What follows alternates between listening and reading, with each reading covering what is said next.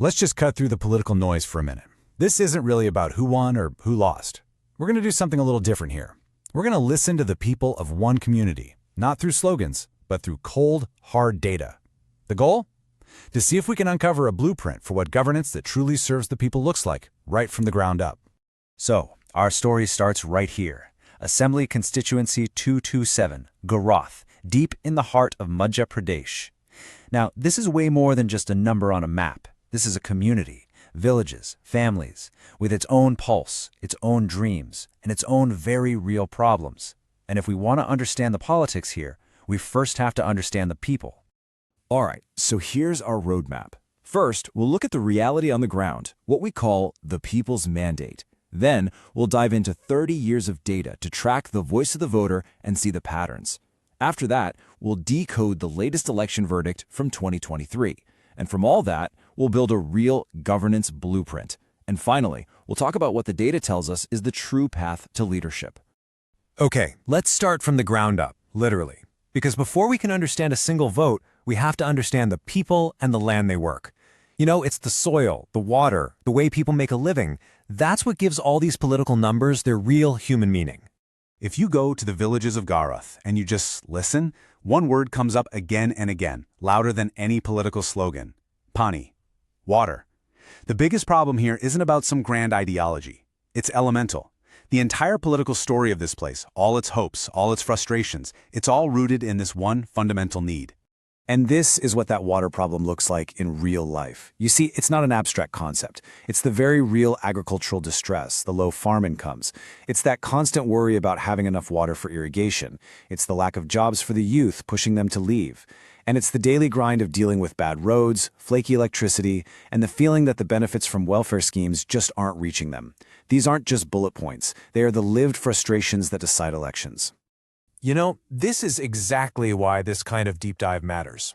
Our Constitution grants every single citizen the dignity to be heard, and understanding their deepest concerns is the first step, but it also gives all of us a responsibility to engage with the facts and to build our political conversations on what's actually happening on the ground, not on empty rhetoric. Okay, so now that we know what's on people's minds, let's see how that is translated at the voting booth. We're going to go back 3 decades and trace the political journey of this constituency, and you're going to see the numbers tell a really powerful story. Just think of this table as the electoral biography of Garoth. Take a look at that winner column. For years, it was a classic swing seat, wasn't it? Flipping back and forth between the INC and the BJP. A textbook example of an electorate that really keeps parties on their toes. But then, look at the last 3 elections. BJP, BJP, and BJP. Something has clearly shifted. That old pattern of volatility, it's been replaced by a new period of consolidation. And that brings us to a crucial point. The people of Garoth have never just given their loyalty away blindly. This whole history of switching sides sends a very clear message. Trust here is tied to performance, to getting things done. It's not about the party flag. The voter here is pragmatic, and they've proven, time and again, that they are more than willing to change their mind. All right, now let's put the most recent election under the microscope. An electoral X-ray of 2023 can tell us so much about where things stand today and, maybe more importantly, where they might be headed tomorrow. This one number, 18,107. This is the single most important fact from the 2023 election in Garoth. That's the winning margin. And it wasn't a squeaker. It's a significant gap of almost 9%. What this tells us is that the verdict wasn't just a win, it was decisive. And here's the story behind that big margin.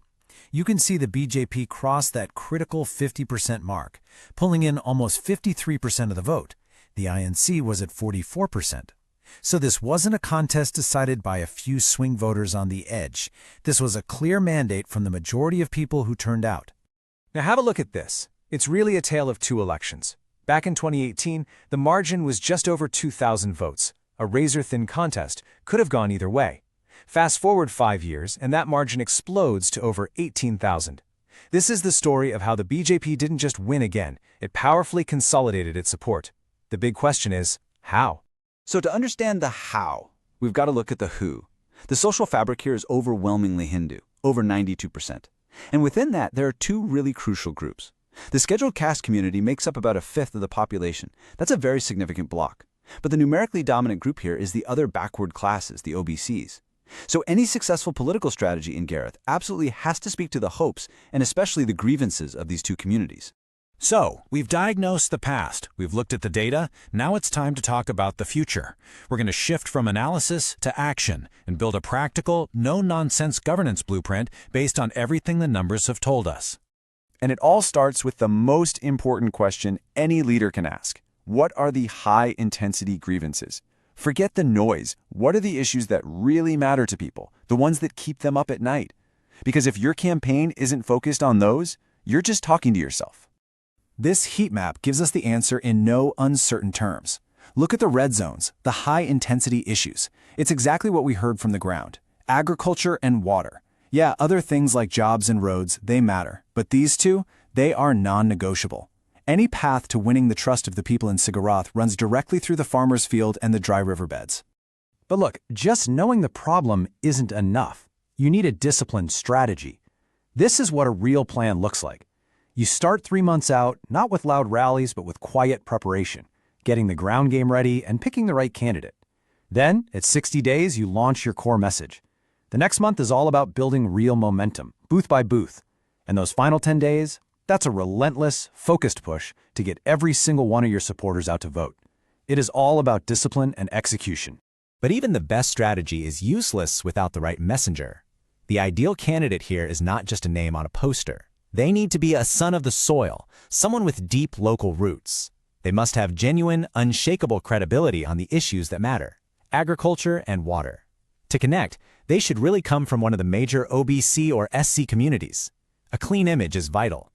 And maybe most of all, they just need to be relatable, someone who can earn trust, one person at a time.